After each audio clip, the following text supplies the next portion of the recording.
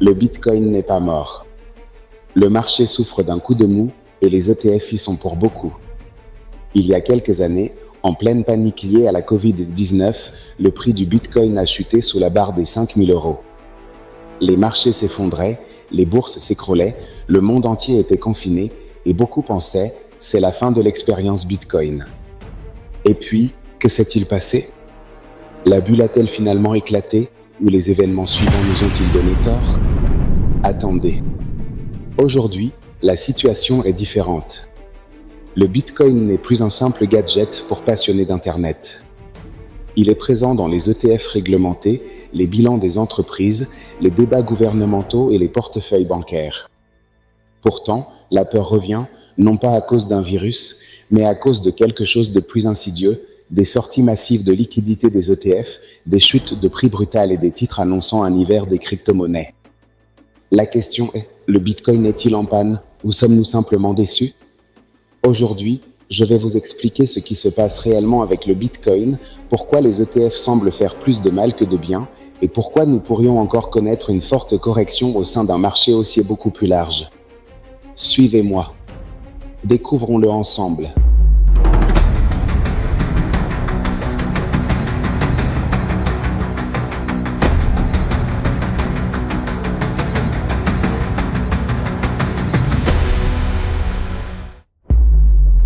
J'aimerais commencer par une expérience personnelle.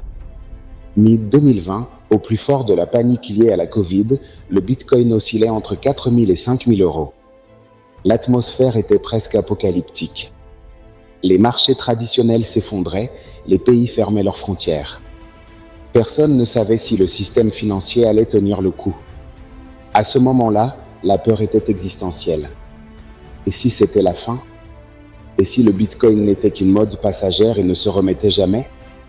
Ce qui est intéressant, c'est qu'avec le recul, on constate que cette peur ne préfigurait pas l'avenir du Bitcoin, elle reflétait l'état émotionnel du monde. Car, depuis ses profondeurs, le Bitcoin a atteint de nouveaux sommets historiques, une reprise fulgurante en 2021, un autre crack digne d'un enfer pour les crypto-monnaies, puis l'arrivée des ETF, l'adoption institutionnelle, enfin, un pic au-dessus de 100 000 €. Ce qui semblait être la fin de l'expérience s'est avéré être le début d'un chapitre bien plus important. Et c'est essentiel pour comprendre le présent. La peur que nous ressentons aujourd'hui ne présage pas forcément de la fin de l'histoire. Souvent, elle décrit simplement le chapitre dans lequel nous nous trouvons. Revenons au présent. Le Bitcoin a récemment atteint un nouveau record historique, dépassant les 100 000 à 120 000 $ l'unité, grâce au dernier halving qui a réduit l'émission de nouveaux BTC et à l'euphorie suscitée par les ETF Bitcoin au comptant. Ces derniers ont permis à des millions de particuliers et à de grands fonds d'acheter du Bitcoin de manière réglementée par l'intermédiaire de leurs banques ou de courtiers habituels. Depuis ce pic, le prix a subi une forte correction d'environ 25 à 30%. Bien que douloureuse, cette correction n'est pas rare dans l'histoire du Bitcoin. Lors des précédents cycles haussiers, nous avons observé des corrections similaires, voire plus importantes, avant que le marché ne se décide sur sa prochaine orientation. La différence réside dans l'arrivée d'un nouvel acteur, les ETF au comptant. Venons au cœur du sujet de cette vidéo.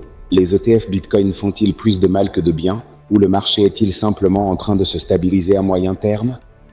Avant d'aborder les chiffres, permettez-moi de vous expliquer en 30 secondes ce qu'est un ETF et comment il fonctionne, car pour beaucoup, cela peut paraître du chinois. En termes simples, un ETF est comme une boîte contenant un actif ou un groupe d'actifs qui peuvent être achetés et vendus en bourse, tout comme une action. Dans le cas d'un ETF Bitcoin au comptant, cette boîte est remplie de Bitcoin physiques. Le gestionnaire de l'ETF achète et conserve des BTC. Ce que vous achetez, ce sont des fractions de cette boîte par l'intermédiaire de votre courtier ou de votre banque traditionnelle. Si de nouveaux fonds sont investis dans l'ETF, le gestionnaire doit acheter davantage de Bitcoin pour l'alimenter. Si les investisseurs vendent l'ETF et que les fonds sortent, le gestionnaire doit vendre une partie de ses Bitcoins. C'est pourquoi nous parlons autant d'entrée et de sortie de fonds. Il s'agit essentiellement d'entrée et de sortie d'argent qui nécessitent l'achat ou la vente de Bitcoin physiques sur le marché. Passons maintenant à l'impact concret. Auparavant, Si vous vouliez acheter des bitcoins, vous deviez vous adresser à une plateforme d'échange de crypto-monnaies, à un portefeuille numérique ou à un courtier spécialisé. Aujourd'hui, grâce aux ETF, un fonds de pension, une banque ou un conseiller financier traditionnel peut s'exposer au bitcoin sans avoir à manipuler un portefeuille physique ni à connaître de phrases mnémotechniques. Cela a permis aux ETF d'accumuler des dizaines de milliards d'euros en bitcoin sous gestion. C'est une somme colossale. Et c'est là le nœud du problème. Lorsque des capitaux entrent sur le marché, les ETF doivent acheter du bitcoin physique pour l'ajouter à leur compte, ce qui fait grimper le prix. Mais lorsqu'il y a des sorties de capitaux, ils doivent vendre du bitcoin physique pour restituer cet argent aux investisseurs, ce qui exerce une forte pression à la vente sur le marché. Ces dernières semaines, nous avons constaté précisément cela, des journées avec des sorties de plusieurs centaines de millions d'euros des ETF Bitcoin. Des produits comme l'ETF de BlackRock, qui ont été les principaux moteurs de cette flambée, connaissent désormais des sorties records. Alors, sont-ils bénéfiques ou néfastes ? La vérité est qu'ils ont un impact des deux côtés. Sans ETF, le Bitcoin n'aurait probablement pas atteint ces niveaux de prix aussi rapidement. Ils ont ouvert la voie à une explosion historique des investissements institutionnels, mais avec les ETF, le marché est désormais bien plus vulnérable aux caprices des grands gestionnaires de fonds qui décident soudainement de réduire les risques, de vendre une partie de leur ETF Bitcoin et de se retrouver du jour au lendemain avec des centaines de millions d'euros de ventes effectives sur le marché.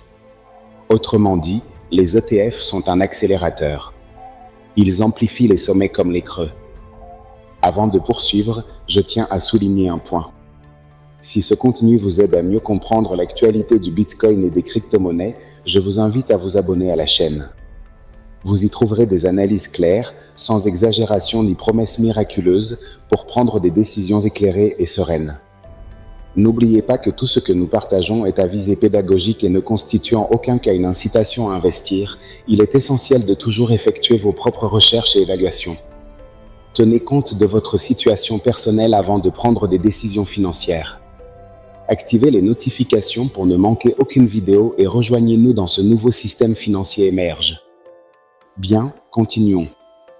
À court terme, il semble que cela cause des dégâts. À moyen et long terme, il s'agit d'intégrer le Bitcoin au système financier mondial, plus de liquidités, une réglementation plus claire et une participation accrue des acteurs majeurs.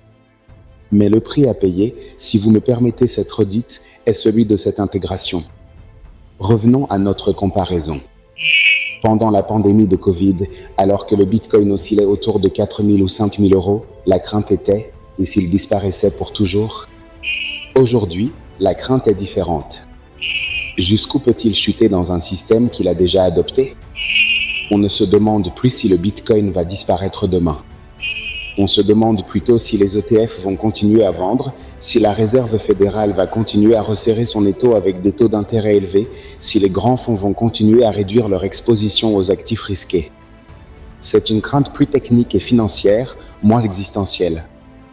Et c'est là que réside le piège psychologique. Si l'on se focalise sur le récent record historique, toute baisse en dessous sera perçue comme une catastrophe, même si, d'un point de vue cyclique, il ne s'agit que d'une correction générale et normale au sein d'une tendance plus large. Si l'on regarde uniquement le graphique de cette semaine, on aura l'impression que c'est la fin du monde. Si vous regardez le graphique de 2020, vous constaterez qu'un actif est passé de 4 000 ou 5 000 pendant la panique à plus de 100 000 à son pic le plus récent, avec toutes les chutes brutales intervenues entre-temps. Ce qui change, ce n'est pas seulement le prix, c'est aussi qui le contrôle. Auparavant, c'étaient les baleines du marché des crypto-monnaies, les courtiers et les investisseurs particuliers. Désormais, ce sont les ETF, les géants, les banques, les fonds et les gouvernements qui observent tous de près. Cela rend le marché plus froid, plus mécanique et parfois plus impitoyable. Je n'ai pas de boule de cristal et cette vidéo ne constitue pas un conseil en investissement, mais nous pouvons esquisser 3 scénarios logiques en fonction des informations dont nous disposons. Scénario 1. Un micro-hiver pour les crypto-monnaies au sein d'un cycle haussier plus large. Dans ce scénario, les ETF continuent de subir d'importantes sorties de capitaux, la situation macroéconomique se détériore, les taux d'intérêt restent élevés et le marché réduit son appétence pour le risque. Le Bitcoin entre dans une phase de consolidation ou de baisse, sur fond de craintes considérables et de discours annonçant la fin du marché haussier. Dans ce cas, l'effet de levier est généralement réduit à zéro, les investisseurs incapables de supporter la volatilité vendent et l'offre passe progressivement des mains des investisseurs inquiets aux détenteurs à long terme. Scénario 2, une large phase de consolidation. La baisse actuelle a déjà dissipé une grande partie de l'euphorie excessive. Le Bitcoin évolue désormais dans une large fourchette. Les périodes haussières, qui semblent annoncer le début d'une nouvelle reprise, sont suivies de baisses qui donnent l'impression d'une catastrophe, sans toutefois perturber complètement le marché. Au sein de cette fourchette, les ETF alternent des semaines d'entrée et de sortie de capitaux et le marché intègre cette nouvelle réalité. Scénario 3, la tendance haussière sous-jacente est toujours présente et le choc a été brutal. À long terme, la combinaison d'une émission toujours plus faible du halving, de l'adoption institutionnelle et de la perception du Bitcoin par les gouvernements comme un actif stratégique potentiel constitue un scénario structurellement optimiste pour le Bitcoin. De ce point de vue, ce que nous vivons ressemble davantage à une gueule de bois après un sommet historique qu'à la chute de l'actif. Si je devais résumer en une phrase, je dirais ceci: le Bitcoin n'est pas en panne. Ce qui est en train de se briser, ce sont les attentes irréalistes selon lesquelles un actif peut monter indéfiniment, sans correction ni conséquences drastiques. En 2020, lorsque je l'ai vu sous les 5 000 €, personne n'imaginait sérieusement qu'il dépasserait les 100 000 €. Et nous voici, des années plus tard, à parler d'ETF, de réserves stratégiques et de réglementation. Aujourd'hui, la peur est différente. Peur d'entrer trop tard, peur de se tromper de timing, peur de la volatilité générée par les ETF. Mais si l'histoire nous a appris quelque chose sur le Bitcoin, c'est que les épisodes de panique marquent rarement la fin de l'histoire. Souvent, ces moments représentent une redistribution des risques par le marché et une mise à l'épreuve de nos convictions. La question n'est pas seulement de savoir ce qui va arriver au prix. La question est: que ferez-vous de vos connaissances actuelles et de votre expérience depuis le début de la crise du Covid ? Si cette vidéo vous a permis d'appréhender le contexte plus sereinement, n'hésitez pas à laisser un commentaire pour nous dire quel a été le prix le plus bas atteint par le Bitcoin et ce que vous avez ressenti à ce moment-là.